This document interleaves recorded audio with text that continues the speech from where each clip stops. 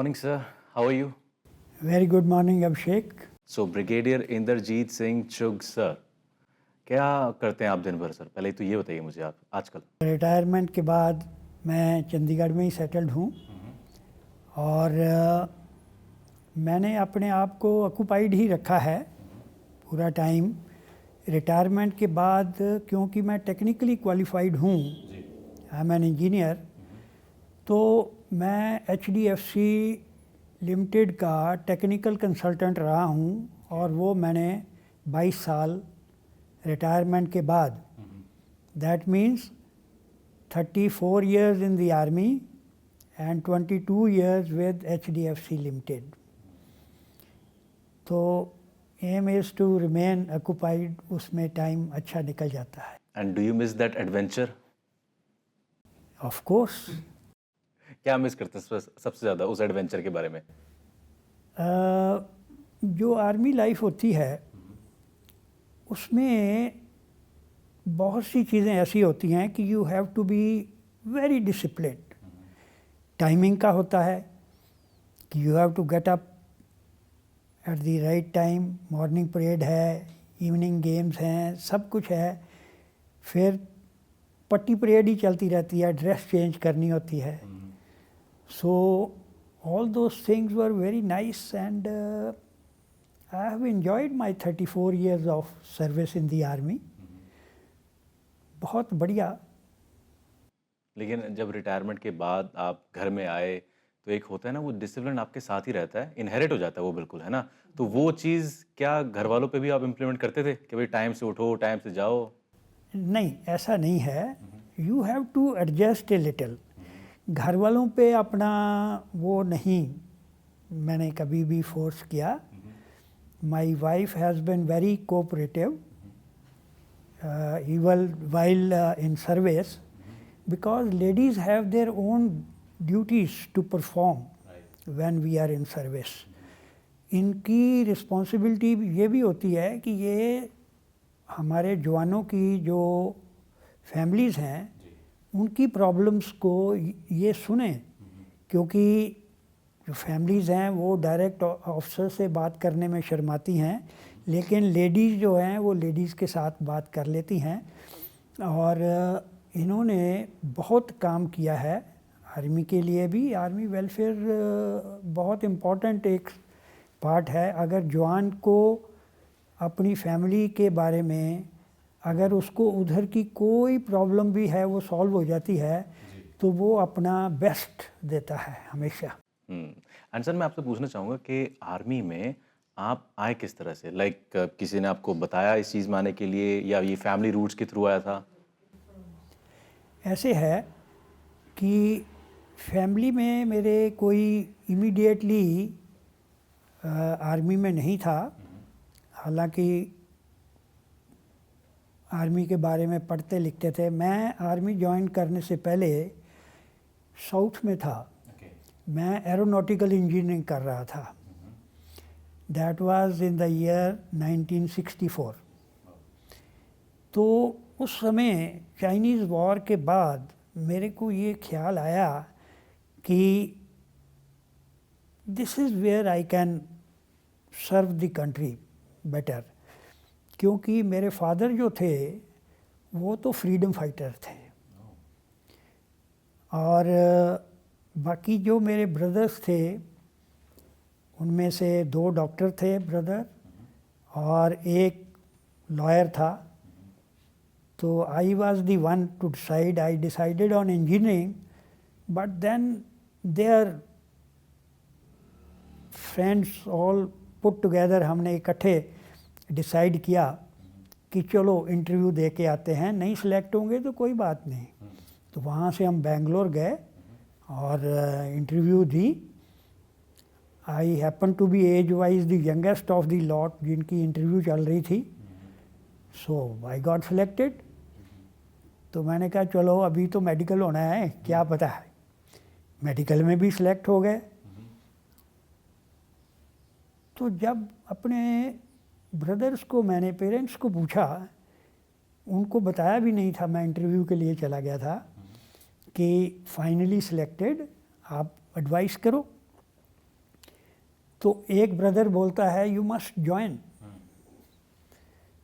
दूसरा बोलता है डोंट ज्वाइन, तीसरा बोलता है डू एज यू लाइक। सबने अपने हिसाब से ऑप्शन दे दिए ऑप्शन दे दिया। So it was again on me to decide. कि किसको सो चुनना है। I decided to join the army. That is how I went into the army. ठीक है। एंड आपने जैसे बताया no regrets. Very well said sir. And आपने बताया कि 1960s में आप कॉलेज में थे, राइट? 2024 का इंडिया जो है, जहाँ पे 10 मिनट में डिलीवरी हो जाती है आजकल, कोई भी चीज़ मंगानी हो आप, तो क्या चेंजेस आपने देखे हैं, vast changes in our India? बहुत कुछ चेंजेस आ गए हैं उस टाइम में। फॉर एग्जांपल कोई मोबाइल नहीं थे, कुछ नहीं था। तो मैं एक इसके साथ ही आपको एक छोटा सा बताता हूँ। 71 वॉर में भी I was not able to speak to my wife, क्योंकि मेरे पास मोबाइल कोई नहीं था। जाके वो कॉल बुक करनी पोस्ट ऑफिस के थ्रू, 2-2 घंटे वेट करनी, मिल जाए, नहीं मिले तो नहीं मिले। आजकल वो चीज़ नहीं है। डिस्ट्रैक्शन नहीं थी, टीवीज़ नहीं थी, मोबाइल्स नहीं थे, और हम अपना कंसंट्रेट करते थे पढ़ाई पे। पढ़ाई कर रहे हैं तो पढ़ाई पे कंसंट्रेट करेंगे, अगर कोई दूसरा काम करते हैं तो उसमें करते थे। सो अभी तो आजकल की जो न्यू जनरेशन है, they take lot of decisions at their own. They are more influenced by the media, by their friends. So जैसे जैसे उनको अच्छा लगता है वो करते हैं, और मेरा ख्याल है क्यों नहीं, टाइम के साथ चेंज होना चाहिए। एंड जैसे आपने बताया कि उस टाइम पे कुछ डिस्ट्रैक्शन नहीं थी, बिकॉज सोशल मीडिया नहीं था, इंटरनेट नहीं था, लाइक, बट स्टिल आप मौज मस्ती के लिए, अपने आप को डिस्ट्रैक्ट करने के लिए बाकी टेंशनों से, आप क्या करते थे उस टाइम पे, कॉलेज टाइम पे? कॉलेज टाइम पे ज़्यादा जो ज़ोर था वो था कि स्पोर्ट्स। मैं हॉकी खेलता था, स्पोर्ट्स में टाइम निकल जाता था। पढ़ाई करना और स्पोर्ट्स, यही एक एंटरटेनमेंट थी उस समय। और मेरा ख्याल मूवी जाते थे कभी कभी। किसकी देखते थे आप? इतना पैसा वैसे नहीं होते थे। बट स्टिल लाइक किसी मूवीज देखते थे, किसी स्पेशल, दिलीप साहब की, देव साहब की? हाँ, ये उन दिनों में पॉपुलर मूवीज़ जो थी, यस, जाते थे, और वो फ्रेंड्स के साथ खूब एंजॉय करते थे। फेवरेट हीरोइन भी बनी थी आपकी? फेवरेट हीरोइन तो वो एज ऐसी होती है कि कोई तो होगी। जो भी हीरोइन आती है, पिक्चर देखते हो तो वो फेवरेट ही होती है। फिर भी उस समय कौन सबसे बढ़िया लगती थी यार, इसको देखने के नहीं लिए? नहीं, ये सब बहुत अच्छी थी। मधुबाला वगैरह उस समय थी। तो मधुबाला पे अटक गए आप। हाँ, ओके। एंड जब आप वॉर सिचुएशन में आए 1971, let's talk about that main thing. ये शुरू कैसे हुआ था, कब आपको पता चला कि it has started officially? Okay. ऐसे था कि वॉर के बारे में तो अप्रैल 1971 से ही चल रहा था कि भाई ये वॉर के बगैर काम नहीं होगा। ये बांग्लादेश जो बाद में बना है, तो उस समय वी आर हेल्पिंग दी मुक्ति बाहिनी, उनको सपोर्ट करते थे। सिविल ड्रेस में जैसे भी मदद करना था उनको की जाती थी, लेकिन ऑल आउट वॉर नहीं था, क्योंकि ये जो वॉर शुरू होनी थी ये एक बार होने से दोनों ही फ्रंट्स पे होनी थी, ईस्ट पाकिस्तान में भी और वेस्ट पाकिस्तान। तो उस समय अगर मैं पर्सनली अपनी बात करूं तो मेरे को शादी हुए 1 साल हुआ था, और क्या एज थी सर आपकी उस समय? उस समय मैं 27 साल का था। 1 साल हुआ था शादी होके, और जो मेरी बड़ी बेटी है वो कुछ 25-30 दिन की थी जब ये लड़ाई शुरू हुई है। तो मेरी पोस्टिंग इंडियन आर्मी की मद्रास सैपर्स में 14 इंजीनियर 14 इंजीनियर रेजिमेंट में पोस्टिंग थी मेरी, जो श्रीनगर एयरफील्ड के पास लोकेटेड थी। तो उस समय ज़ोर यही था कि वॉर होनी है और उसके लिए रेजिमेंट में खूब ट्रेनिंग, जो हमारे टास्क थे इंजीनियर्स के, मैं कोर ऑफ इंजीनियर्स से हूँ, तो उसके लिए हम अपनी तैयारी करते थे। ये तो 3 दिसंबर को शाम को 6 बजे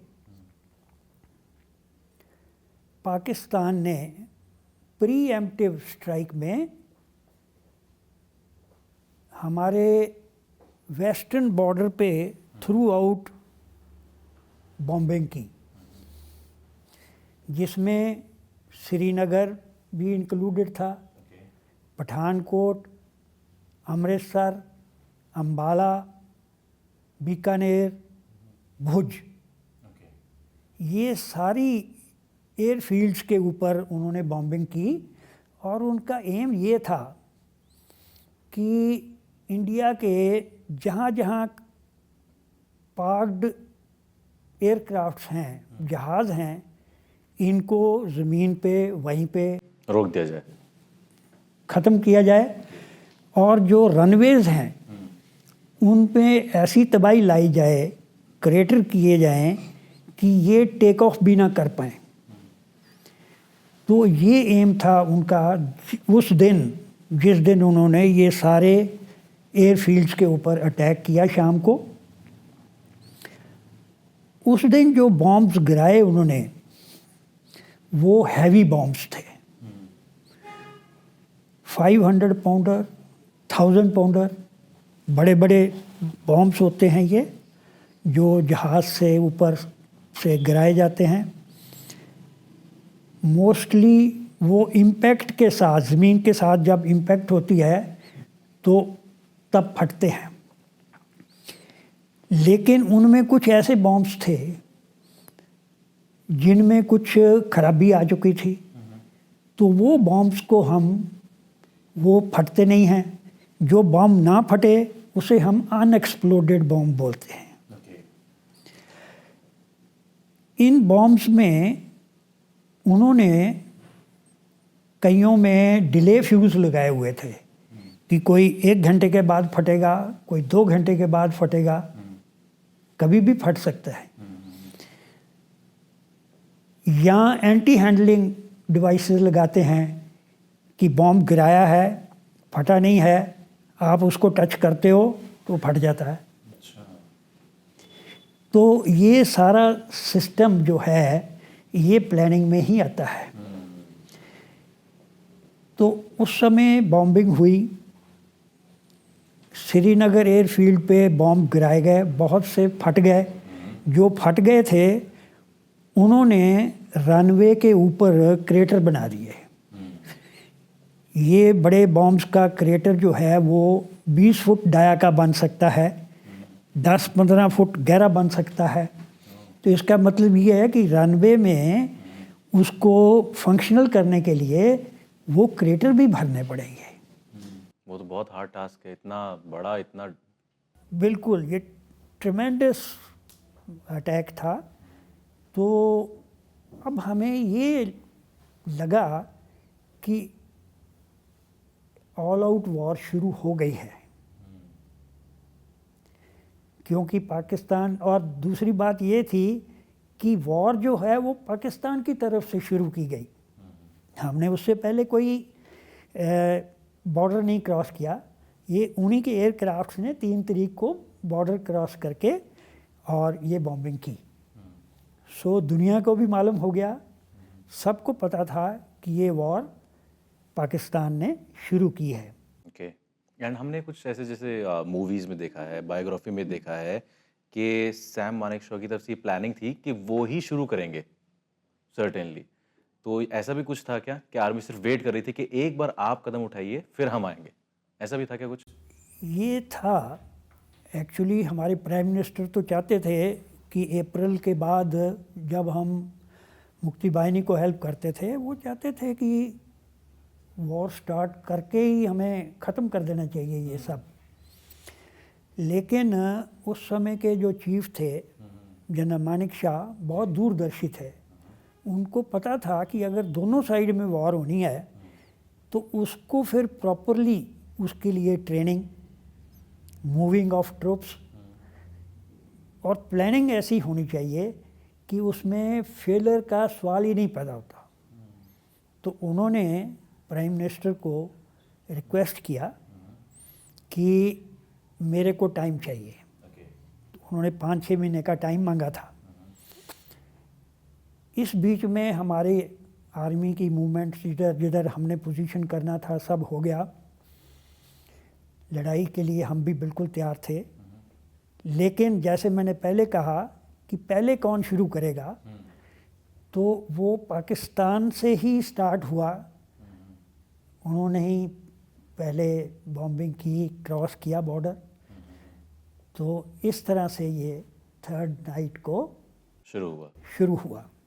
एंड उसके बाद हमने जैसे देखा कि उन्होंने जब बॉम्ब गिराए, एंड जैसे आपने बताया कि कुछ ऐसे थे जो डिलेड थे, राइट?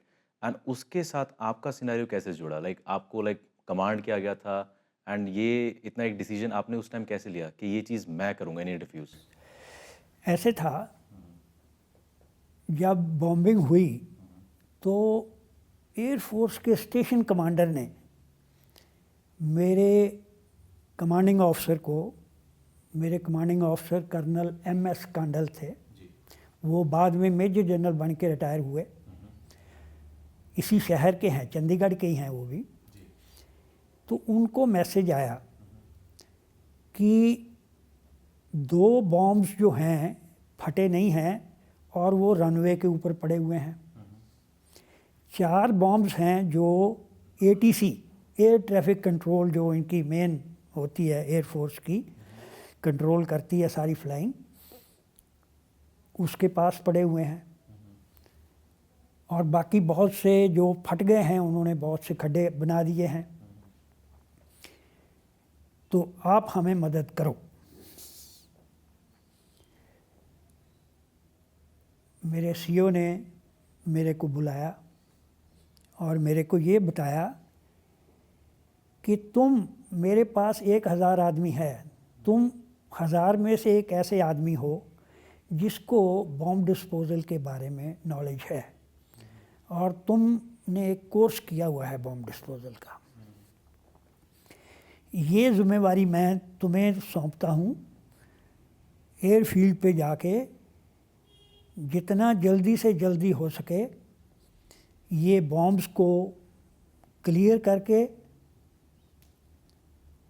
और मेरे को रिपोर्ट दो, ताकि हमारे जो जहाज़ हैं ये कल सुबह तक टेक ऑफ कर सकने चाहिए। क्योंकि ये जहाज़ों ने जाके हमारी जो इन्फेंट्री यूनिट्स फॉर्मेशंस पाकिस्तान के सामने फेस टू फेस खड़े हैं उनको सपोर्ट करना है। क्योंकि जैसे जैसे डिमांड आएगी फॉर्मेशंस की, वैसे वैसे एयरफोर्स वो उनको सपोर्ट जाके करती है। यहाँ मैं आपको एक बात और बताना चाहता हूँ कि इंटर सर्विस रिस्पॉन्सिबिलिटी एक चीज़ है। एयरफोर्स की रिस्पॉन्सिबिलिटी ये है कि उनके पास अपने बॉम्ब डिस्पोजल यूनिट्स हैं।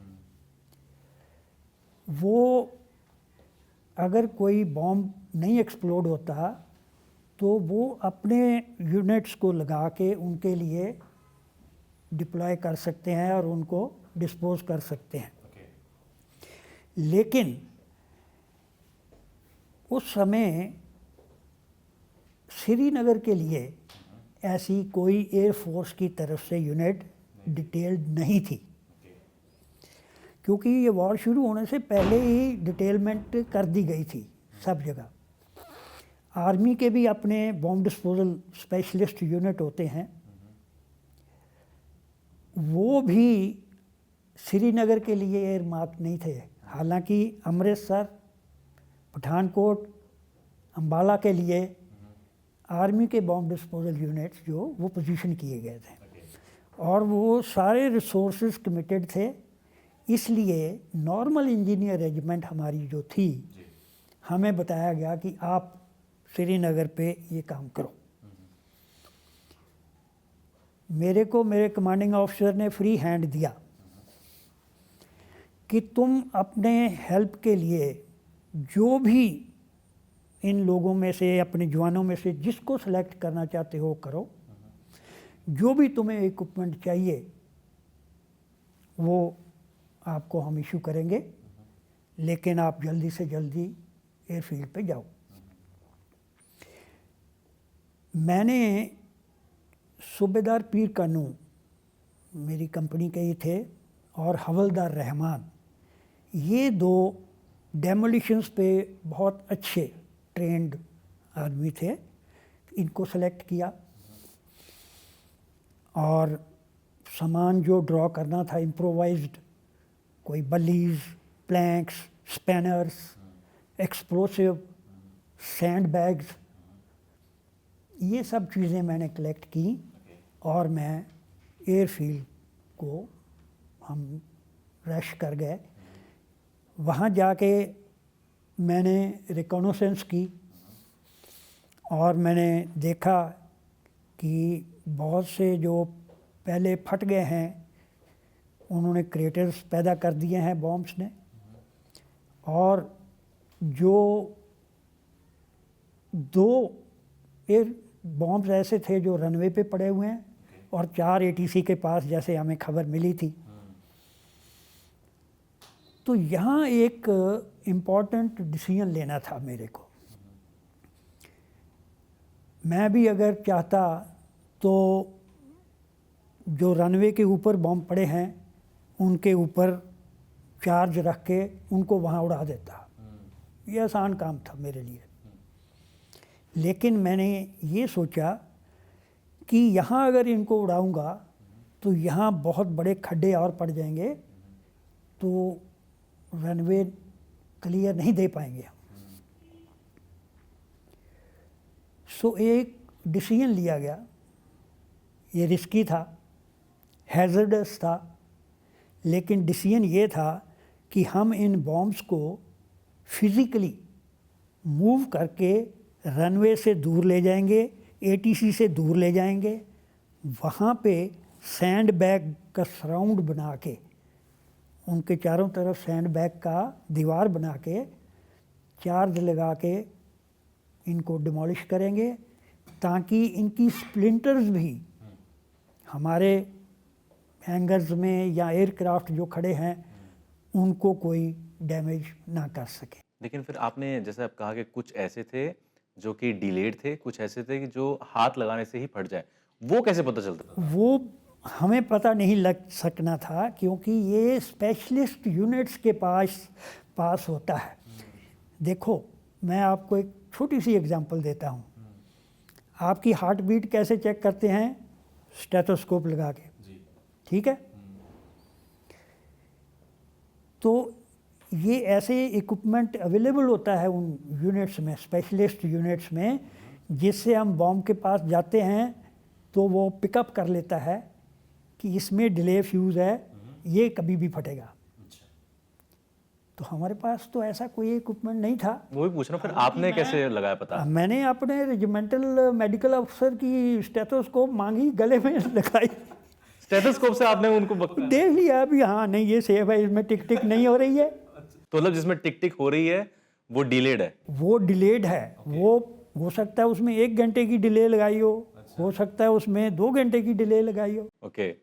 और जिसमें टिक टिक नहीं हो रही है वो हाथ से कुछ और कारणों से नहीं फटा है। अच्छा। फ्यूज में गड़बड़ हो सकती है। तो इस वजह से फिर हमने इस तरह से वो बॉम्ब्स को फिजिकली मूव करके सेफ जगह पे ले गए और सैंड बैग वॉल बना के, एक्सप्लोसिव लगा के हमने वो 6 के 6 जो थे वो उड़ा दिए। साथ में ही हमारी दूसरी जो टीम थी वो क्रेटर्स को भर रही थी, डोज़र वगैरह हमारे उधर थे, वो मट्टी से, सैंड से, बजरी से भर के उसको लेवल कर रहे थे। तो उस समय 1:45 हो गया था रात के। मैं अपने कमांडिंग ऑफिसर कर्नल कांडल को बताना क्या था, पहले ही जब वो आए शाम को, वो भी उधर ही आ गए जिधर हम काम कर रहे थे। उनको मैंने रिक्वेस्ट की कि सर ये जगह सेफ़ नहीं है, कुछ भी हो सकता है, आप अपने टेक्टिकल हेडक्वार्टर में जाओ, वहाँ रिलैक्स करो, मैं जब काम कंप्लीट कर लूँगा मैं आपको बताऊँगा। उनका जवाब देखो, वो कहने लगे अगर मेरे लड़के डेंजर एरिया में काम कर रहे हैं तो मेरा कोई मतलब नहीं है कि मैं वहाँ जाके बंकर में बैठ जाऊँ, मैं भी यहाँ रहूँगा। ये होती है मोटिवेशन। जब कमांडिंग ऑफिसर ये बोल रहा है कि मेरे को मालूम है ये रिस्की है काम, लेकिन मैं आपके साथ इधर खड़ा हूँ। उनको बहुत रिक्वेस्ट करने के बाद उनको थोड़ा दूर भेज दिया, लेकिन वो रहे साइट पे। तो मैंने उनको रिपोर्ट दी कि अनएक्सप्लोडेड बॉम्ब सारे क्लियर कर दिए हैं, फिलिंग भी कंप्लीट हो गई है जो क्रेटर्स बने थे, और हमारी तरफ से रनवे फिट है टेक ऑफ करने के लिए, आप एयरफोर्स को बता दीजिए। तो जैसे हम बात कर रहे थे इस सिनेरियो की, मैं आपसे पूछना चाहता हूँ, आपने बॉर्डर मूवी देखी है, सनी देओल वाली? हाँ जी, हाँ जी। तो उसमें कितनी सच्चाई थी, पहले तो मैं आपसे ये जानना चाहता हूँ। बिल्कुल सच्चाई ही डिपिक्ट की गई है, क्योंकि बॉर्डर मूवी में एक्चुअली जो हुआ है वही डिपिक्ट किया है, और बहुत बहादुरी से हमारे ऑफिसर और जवान वहाँ लड़े। और ये भी ज़रूरी है कि हमारे पॉपुलेशन को, आम जनता को इन चीज़ों के बारे में मालूम होना चाहिए, तभी जो नई पीढ़ी है वो मोटिवेट होती है और वो देश के लिए कुछ भी करने के लिए तैयार रहती है। तो मैं आपसे इसलिए पूछ रहा था इसका रेफरेंस, क्योंकि उस मूवी में हमने देखा था मेन प्लॉट जो था एयरफोर्स की तरफ से कि रात को नहीं उड़ पाएंगे प्लेन्स, बिकॉज उनके पास वो इक्विपमेंट नहीं है प्लेन में कि रात को उड़ पाएं। Was that the same scenario at your airport as well? रात में हमारे भी एयरक्राफ्ट वहाँ नहीं टेक ऑफ करते थे, ये सुबह ही 6 बजे फर्स्ट लाइट के बाद में टेक ऑफ करते थे। पाकिस्तान के भी ऐसे ही आते थे, शाम को हुई है बॉम्बे, अगले दिन सुबह होगी। तो ये नहीं है कि वो भी आ जाते थे, ये कुछ प्लेन्स में बड़े थोड़े से एयरक्राफ्ट से जिसमें ये फैसिलिटी अवेलेबल होती है। ठीक है, नाइट फ्लाइंग की उस समय इतनी वो डेवलपमेंट नहीं थी। कौन से प्लेन्स थे उस समय हमारे पास? हमारे पास नेट्स थे, हमारी एयरफील्ड पे नेट जेट एयरक्राफ्ट थे और उनके सेबर जेट्स आते थे। निर्मलजीत सिंह सिख, उनका जो सिनेरियो हुआ था वो आई गेस आपने आंखों देखी देखा था खुद। हाँ, वो जो डॉग फाइट हुई थी। बताता हूँ आपको। तो ये जब 3rd को ऐसे हुआ तो there was no end to it, ये रोज़ का ही काम था। शाम को बॉम्बिंग होनी है, सुबह फिर बॉम्बिंग हो जानी है, उसमें अनएक्सप्लोडेड बॉम्ब रहने हैं, वो हमने डिस्पोज करने हैं। तो ये 24 घंटे वाला जो था वो काम था हमारा।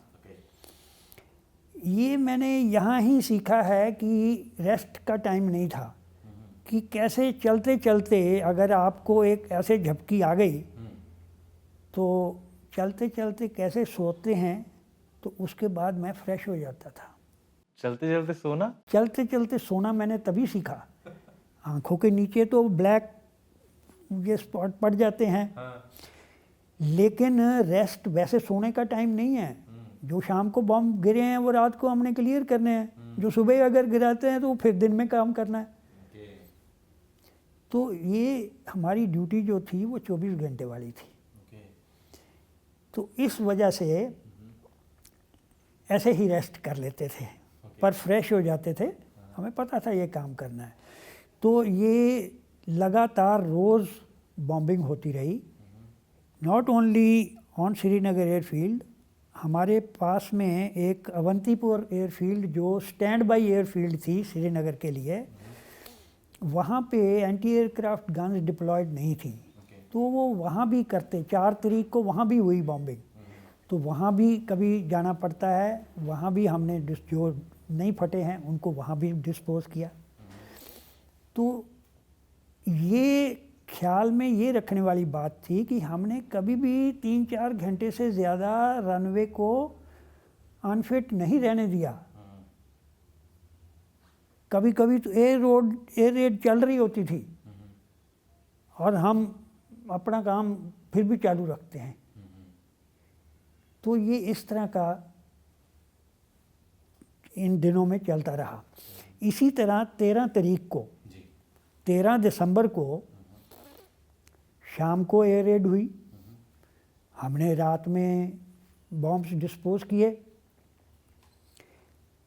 एयरफोर्स ने फ्लाइंग ऑफिसर निर्मलजीत सिंह शेखों को बोला था कि कल सुबह जब एयर रेड होती है तो तुम टेक ऑफ करके पाकिस्तानी एयरक्राफ्ट्स को इंटरसेप्ट करोगे।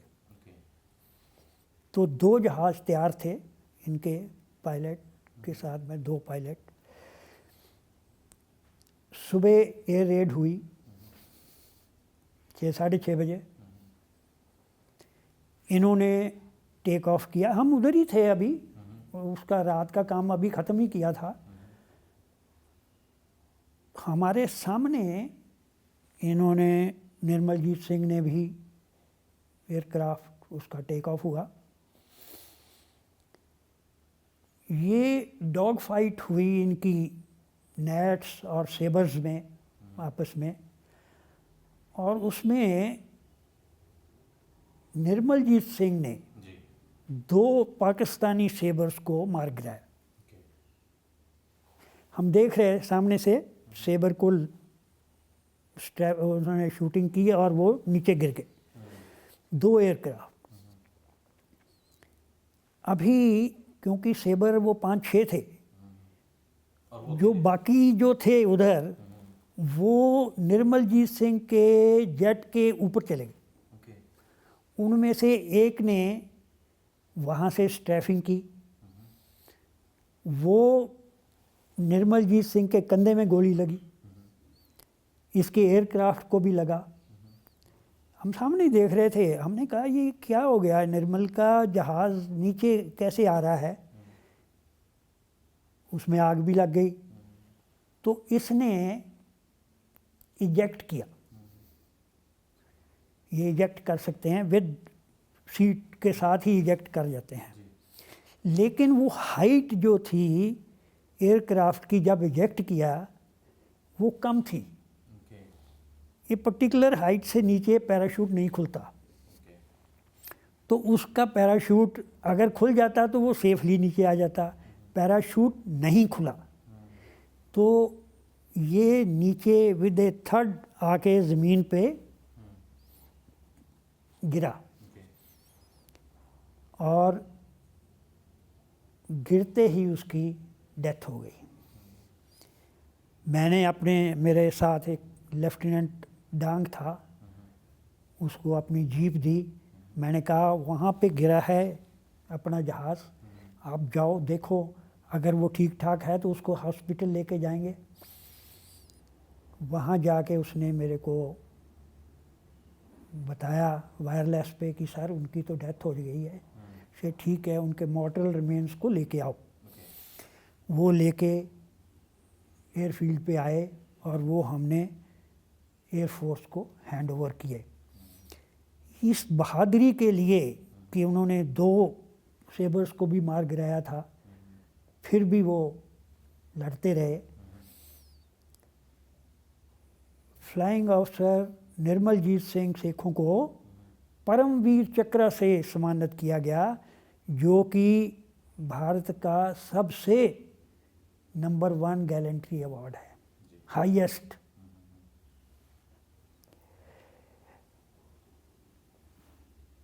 तो ये जो लड़ाई थी ये सब मैंने अपने सामने ही देखी। 16 तारीख को तक बॉम्बिंग चलती रही, 17 को फिर सीज़ फायर हुई। 17 को सरेंडर हुआ था। हाँ जी। सरेंडर जो हुआ था वो भी 17 को हुआ था। हाँ, 16-17 को ही चल रही थी ये बातचीत। 16 को उन्होंने सरेंडर कर दिया, 17 को सीज़ फायर डिक्लेयर हो गई। तो ये सारी कहानी जो थी वो 17 तक चलती रही। मेरे कमांडिंग ऑफिसर ने हमारा काम देख के मेरे को गैलेंट्री अवार्ड के लिए रिकमेंड किया for doing all the work in face of the enemy aircrafts. तो मेरे को भी gallantry award mention in dispatches 71 war में मिला। मेरे जो दो साथी थे पीर कानू और रहमान, उनको भी ये अवार्ड मिले। और ये बहुत अच्छा काम करने के लिए रेजिमेंट शुरू से ही इन्वॉल्व थी 71 वॉर में। मेरी रेजिमेंट को थिएटर ऑनर 1971 ऑपरेशंस से नवाजा गया। ये एक बड़ा ऑनर होता है यूनिट के लिए। तो हमें तो गैलेंट्री अवार्ड मिले ही, लेकिन हमारी यूनिट को थिएटर ऑनर से नवाजा गया। तो इस तरह मैं 71 वॉर को हमेशा याद करता रहता हूँ कि हमारी रेजिमेंट ने बहुत ही अच्छा काम किया। Thank you sir. लेकिन जो ये वॉर हुआ था मेनली कह सकते हैं कि इसका कोर मोटिव जो था वो बांग्लादेश आज़ाद करवाना था, राइट। आज बांग्लादेश आज़ाद है, वहाँ जैसे भी हालात हैं, लेकिन still almost 70% of the Bangladeshi people don't like Indians. Do you Indian army, do you think कि ऐसा क्या हो गया कि हमने इतना कुछ किया उनके लिए, इतनी शहादत दी, इतना लड़े, and now things have completely ये इनका इंटरनल अपना है। मुजीबुर रहमान जिसको प्राइम मिनिस्टर जो बड़ा था उसको मर्डर कर दिया गया। अभी भी उसकी बेटी को ये जो अभी हुआ है, तो ये जो दो पार्टियां हैं तो ये इनकी इंटरनल फाइट्स है। पर डेफिनेटली पाकिस्तान तो सपोर्ट करता ही है उनको। तो इस वजह से, क्योंकि जब दो थिंक प्रोसेस है वहाँ पे अलग अलग लोगों का, कोई फेवर में होता है, कोई अगेंस्ट होता है, तो इस वजह से उन्होंने ये किया। लेकिन हमने अपनी जो पॉलिटिकल डिसीजन होता है, हमने अपनी ड्यूटी की। उस समय ये था कि इसको पाकिस्तान के आर्मी से आज़ाद करवाना है, तो हम इसलिए उसी तरह लड़े। But as a like certain I believe कि जो फौजी है वो तो अपने कमांडिंग ऑफिसर के कमांड पे ही चलता है ना। बट स्टिल आर्मी से अलग कभी ऐसा किसी फौजी के दिमाग में ख्याल नहीं आया उस समय, खासकर क्योंकि ये वॉर काफ़ी एसेंशियल था इंडिया के लिए, कि ये हम किसी दूसरे देश के लिए लड़ रहे हैं। लिटरली हम अपने लिए नहीं लड़ रहे थे, जैसे कि कारगिल वॉर नहीं था, हम दूसरे किसी के लिए लड़ रहे थे, उसे आज़ाद कराने के लिए। तब ऐसे दिमाग में नहीं आया कि यार हम किसी दूसरे ये के मैं लिए क्यों लड़ आपको रहे हैं? फिर से बताना चाहता हूँ कि अगर आपने फ़ौज ज्वाइन की है तो आपको आपकी सोच उस तरफ ही होनी है जहाँ पे आपको भेजा जाता है लड़ाई के लिए। और इसका जो डिसीजन है वो हम नहीं लेते, लड़ाई का डिसीजन पॉलिटिकल मास्टर्स लेते हैं, पॉलिटिकल पार्टीज लेती हैं। जैसे वो कहती हैं हम वैसे करते हैं। तो ये सोचने का हमारा काम नहीं है, ना ही हम सोचते हैं। हमारा तो बिल्कुल क्लियर है कि हम ट्रेनिंग करेंगे और देश के लिए, वो जो लड़े हैं अगर हम, तो वो देश के लिए लड़े हैं। क्योंकि इतने सारे रिफ्यूजी अंदर आ गए थे, उनको वापस कैसे जाना था? आप समझते हैं मेरी बात?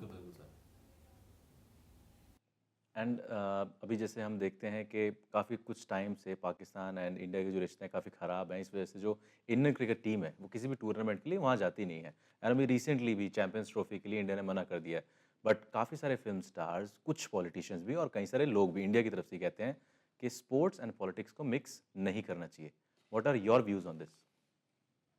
मैं तो बिल्कुल यही कहता हूँ कि ये ultimately again the government decides कि हमारी टीम जानी चाहिए, नहीं जानी चाहिए, क्या स्टेटस है हमारी रिलेशंस का।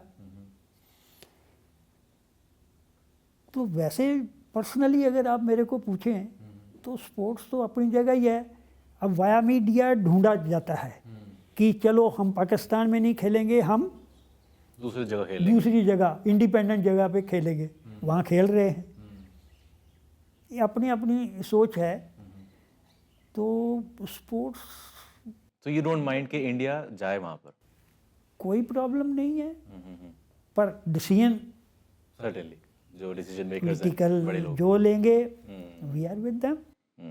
And recently I am sure कि आप न्यूज़ में इन्वॉल्व रहते होंगे, जैसे कि कभी चाइना के साथ कॉन्फ्लिक्ट हो गया, पाकिस्तान के साथ कॉन्फ्लिक्ट हो गया, तो कभी ऐसे दिमाग में आता है आपके यार कि यहाँ पर ये चीज़ करनी चाहिए थी हमें?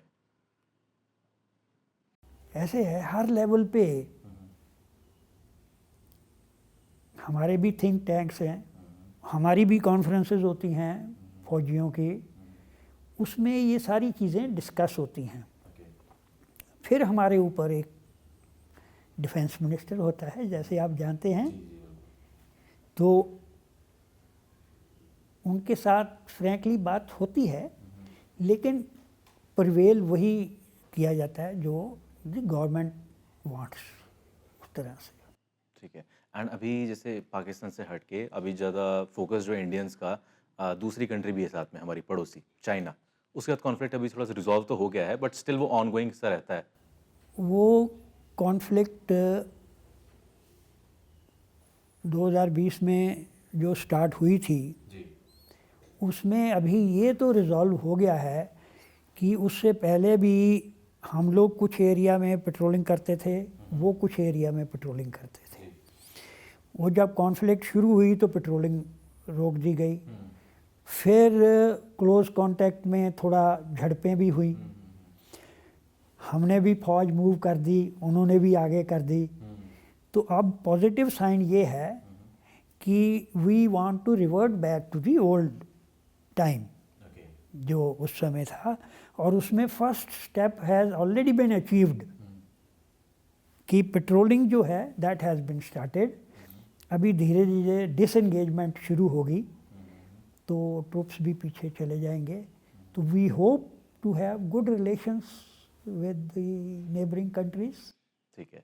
लेकिन वैसे जैसे हम जैसे बाकी कंट्रीज़ के भी वॉर अभी आजकल चल रहे हैं, चाहे वो इजराइल का चल रहा है, यूक्रेन एंड रशिया का चल रहा है।